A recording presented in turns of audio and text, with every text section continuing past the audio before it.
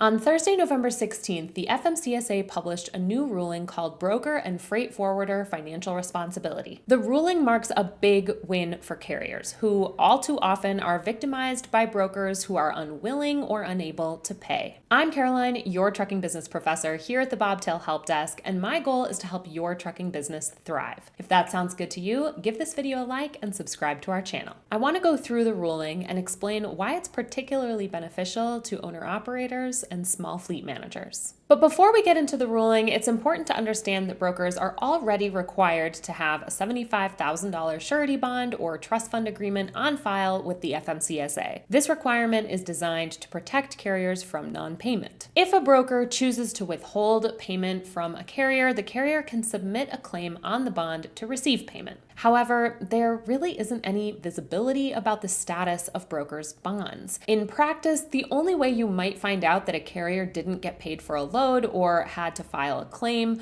was if they told you about it directly or wrote about it on social media. In fact, in the ruling itself, the FMCSA quoted an estimate that about 1.3% of brokers will experience a drawdown in their surety bond or trust fund within a given year. Of those brokers, 18% will receive total claims amounting to more than $75,000. And when claims add up to more than $75,000, they end up in court, resulting in lengthy and costly legal proceedings for carriers. Like most problems in the trucking industry, this one hits small fleets and owner-operators the hardest. If you're hustling on the spot market, you don't have the time or money bigger carriers spend on collections and legal battles with brokers. This is the problem the FMCSA is trying to solve with the new ruling. Okay, so what does the ruling say? This final ruling amends the rules about financial responsibilities for freight forwarders and brokers in 5 areas. We don't need to go into every detail about these areas, but here is a quick summary in plain English. To read the full ruling, find it on the FMCSA website or click the link in our description. Okay, first up, assets readily available. The Moving Ahead for Progress in the 21st Century Act, or MAP 21, says that trust funds or surety bonds for brokers and freight forwarders must have assets that can be used to pay claims quickly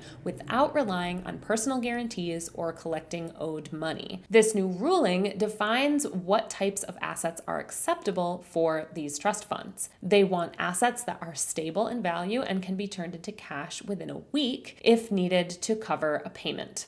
This is good news for carriers because it ensures brokers' bonds are liquid enough to pay carriers' claims quickly. The compliance date for this, meaning that everyone in the industry has to be compliant with this, is by January 16th, 2026. Next up is the part of the ruling that we are most excited about, the immediate suspension of broker and freight forwarder operating authorities. The $75,000 surety bond brokers are required to have can dip below that $75,000 mark if they take out money, don't respond to a valid claim notice for an insurance or trust company, or if a claim turns into a court order. Right now, when this happens, the broker can continue to operate while their surety bond decreases in value. According to the new ruling, however, if a broker or freight forwarder bond drops below $75,000, the FMCSA can suspend their operating authority. If the bond goes below $75,000 and the broker or freight forwarder doesn't add more money within a week of being told by the FMCSA will send a notice saying their operating permission is suspended. The ruling also says that the FMCSA plans to use a new system, the Unified Registration System, to get information from insurance companies, trustees, brokers, and freight forwarders. The compliance date for this section is January 16th, 2025. Next up is another exciting development for carriers in this ruling, surety or trust responsibilities in cases of broker or freight forwarder financial failure or insolvency. I know that's a lot of words, we're going to explain it. So, according to the ruling, If a broker or freight forwarder is in financial trouble, the insurance or trust company must tell the FMCSA and cancel the financial responsibility. The FMCSA will then announce the failure in its official register. If the broker or freight forwarder later fixes the problem and the insurance or trust is reinstated, the FMCSA will remove the suspension notice and update its register. Similarly to the section above, this part of the ruling is great for carriers.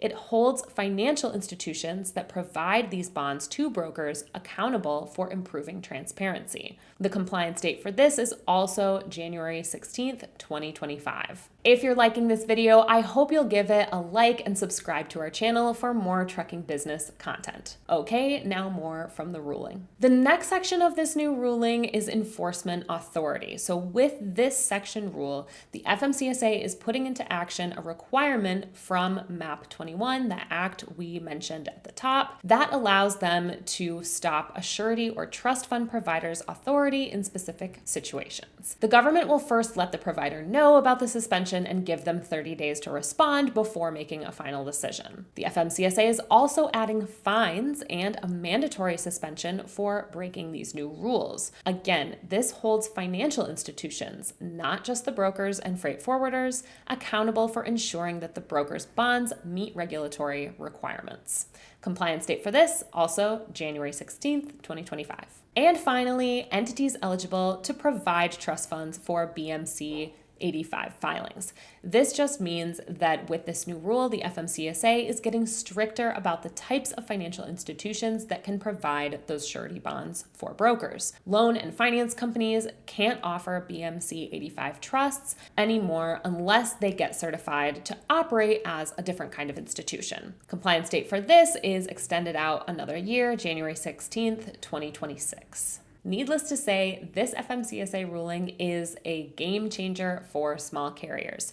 It addresses the challenges they face with brokers who don't pay up, offering more transparency and quicker resolutions. This new rule will also make it much harder for unscrupulous brokers to create and sustain overnight operating authorities to commit fraud. While we would love these regulations to become effective immediately, it will, of course, take the government some time to get everyone to meet these new requirements. More can always be done to protect carriers from fraud and enforce broker transparency.